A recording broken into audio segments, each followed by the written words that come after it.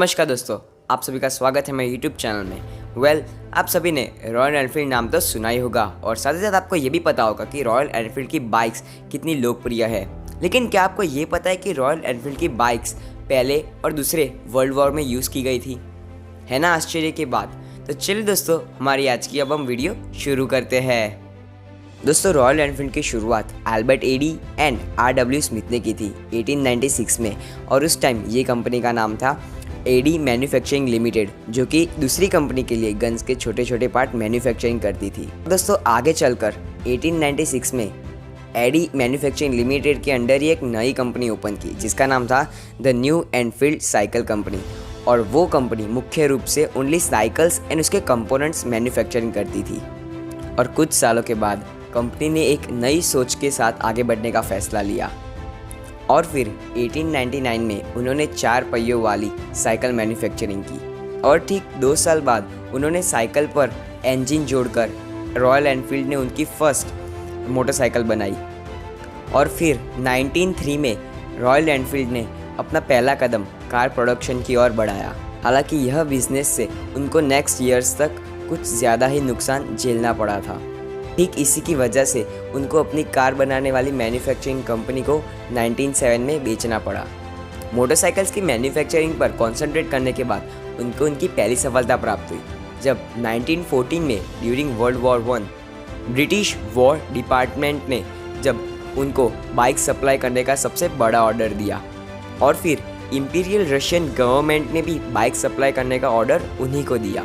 और इसके बाद एनफील्ड की मोटरसाइकिल्स काफ़ी तेज़ी से प्रसिद्ध होने लगी।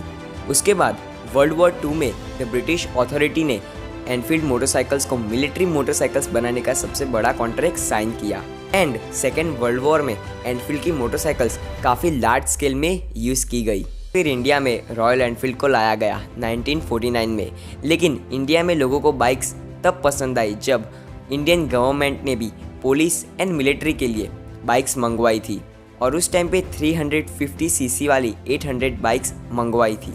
और फिर 1955 में एनफील्ड मोटरसाइकिल्स ने मद्रास मोटरसाइकिल्स के साथ पार्टनरशिप की और फिर इस प्रकार रॉयल एनफील्ड इंडिया की शुरुआत हुई। और फिर आगे चलकर मद्रास मोटर्स ने उनकी पहली मोटरसाइकिल बेची 350 सीसी वाली, जो कि उसके कंपोनेंट्स वो इंग्लैंड से मंगवाते थे। और फिर 1962 में मोटरसाइकिल्स के सारे कंपोनेंट्स इंडिया में ही बनने लगे। हालांकि आगे चलकर एनफील्ड इंग्लैंड को काफ़ी ज़्यादा घाटा हुआ, इसलिए 1971 में वो कंपनी परमानेंटली बंद कर दी गई। हालांकि भारत में भी इस कंपनी को घाटा हो रहा था, इसलिए कंपनी आगे चलकर आयरस मोटर्स के साथ मर्ज हो गई। और फिर आगे चलकर आयरस ग्रुप के मालिक विक्रम लाल के सन सिद्धार्थ ने मार्केटिंग एंड आउटलेट्स के दम पर रॉयल एनफील्ड बाइक्स की सेल वापस से बढ़ा दी और एनफील्ड बाइकर्स के लिए अलग अलग राइड भी ऑर्गेनाइज करती है, जिससे लोगों में एनफील्ड का क्रेज बढ़ता है।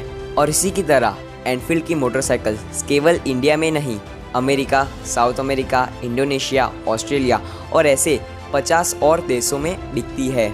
अगर दोस्तों आपको रॉयल एनफील्ड की स्टोरी में मज़ा आया हो तो आपको ये वीडियो को अवश्य लाइक देना है और आपको ऐसे ही और वीडियोस चाहिए तो आप चैनल को सब्सक्राइब भी कर सकते हो। और साथ ही साथ अगर आपको ये वीडियो को शेयर करना हो तो अवश्य शेयर कीजिए।